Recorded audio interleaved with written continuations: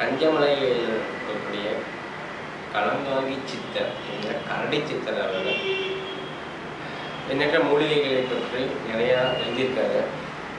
நான் வந்து world Tamil foundation அமைப்புலாம் நம்மளுக்கு ஏற்கனவே நிறையா விஷயங்கள் பகிர்ந்து கொள்ள நான் கடமைப்பட்டிருக்கிறேன்.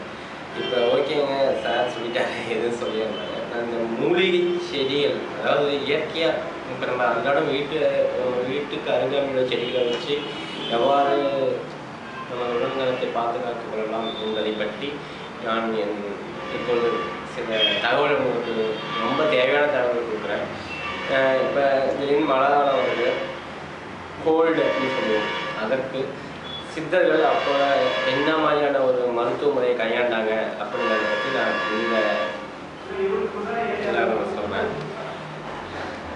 பேசிக்காக இரும்பல் ஒரு மிகப்பெரிய வியாதி. அந்த இருமல் வந்துச்சுன்னா இன்றைக்கி நிறையா இங்கிலீஷ் மெடிசன்ஸ் அலோபதியில் இருந்தாலும் சித்தர்களால் அழிச்சிடப்பட்ட ஒரு இரும்பல் கஷாயத்தை பற்றி நான் இப்பொழுது உங்களுக்கு கூறுகிறேன். ஓம் கலங்காங்கி சித்தர் போற்றி போற்றி போற்றி, கஞ்சமலையானை போற்றி, கரடி சித்தரை போற்றி. இப்போ இந்த இரும்பல் கஷாயத்துக்கு என்னென்ன தேவையான பொருட்கள் நான் சொல்லிடுறேன். ஆடா தோடா தலை, இந்த தலை பார்த்தீங்கன்னா ஒரு வெத்தலை மாதிரி கொஞ்சம் நீட்டமாக இருக்கும்.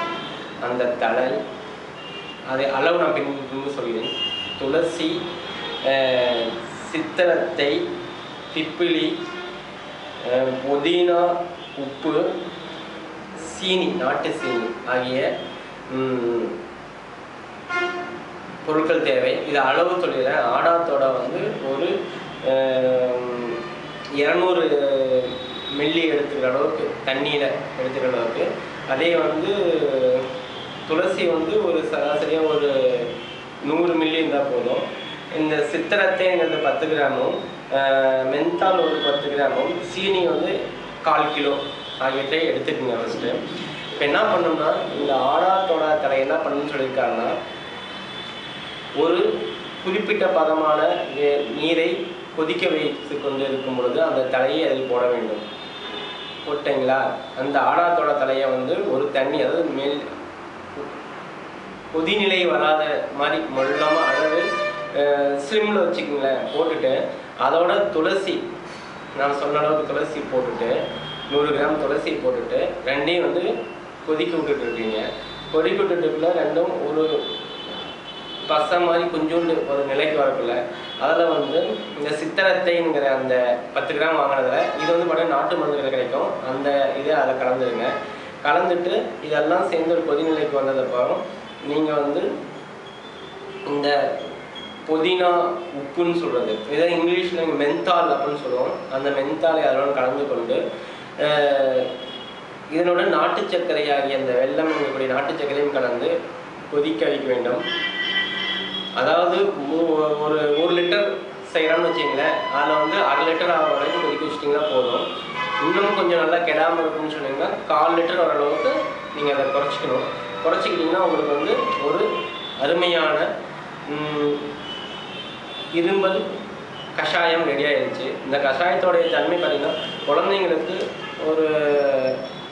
ஒரு ஸ்பூன் கொடுக்கலாம் 3 வேளைக்கு, பெரியவங்களுக்கு 2 ஸ்பூன் கொடுக்கலாம் 3 வேளைக்கு. இது வந்து யார் வேணாலும் பருகலாம். இதில் வந்து எந்த ஒரு சைடு எஃபெக்ட்ஸும் கிடையாது.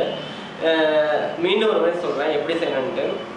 தேவையான பொருட்கள் ஆடாத்தோடா, துளசி, சித்திரத்தை, மென்தால் என்கிற புதினா உப்பு மற்றும் நாட்டு சர்க்கரை ஆகியவற்றை தேவையான அளவு நான் குறிப்பிட்டவாறு எடுத்துக்கொண்டு அதை அனைத்தையும் வெந்நீரில் கலந்து வேக வைத்து ஒரு 3 1 பங்கு, அதாவது 1 லிட்டருக்கு 1/4 லிட்டர் ஆகும் மாதிரி கொதிக்க வைத்து அந்த இதை எடுத்து பத்திரப்படுத்தி கொண்டு நம் குழந்தைகள் மற்றும் குடும்பத்தில் ஏற்படக்கூடிய இந்த இரும்பல் தொல்லையிலிருந்து விடுபட நமது கலங்காங்கி கந்தமலை சித்தர் நமக்கு அருள் இருக்கிறார்.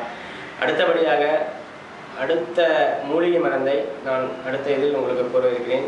நன்றி, வணக்கம்.